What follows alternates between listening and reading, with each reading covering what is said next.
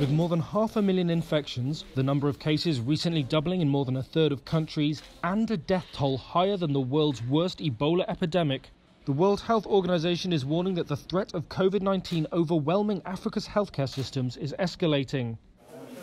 Up until now, the continent has largely been spared the worst of the global pandemic, but WHO Africa Director Matshidiso Moeti warned with countries easing lockdown measures, there has been a spike in cases. So both about the public health interventions to stop the spike in cases after the easing of the lockdowns, it is people who are going to make the difference, and they need to understand.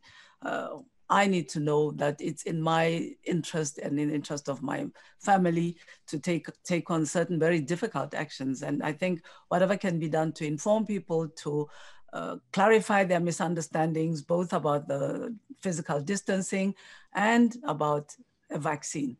It is very important that we invest in this. The United Nations body said 22 countries have seen COVID-19 infections more than double over the past month, and fatalities have now passed 11,308, the death toll in the 2014 to 2016 Ebola outbreak. The continent's worst affected country, South Africa, saw nearly 65,000 new infections over the past week, an increase of 43%. That's propelled South Africa, with more than 215,000 cases, to among the top 15 countries affected globally, overtaking Turkey, Germany and France. Other countries reporting a large number of infections include Nigeria, Ghana, Algeria and Cameroon.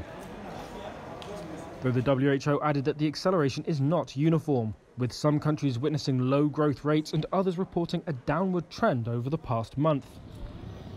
However, there are also fears that the true scale of infections is not known.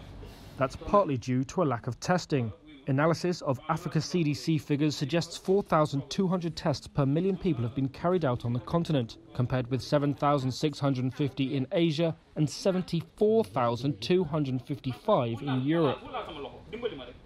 But there are also allegations that some countries are preventing information from being made public.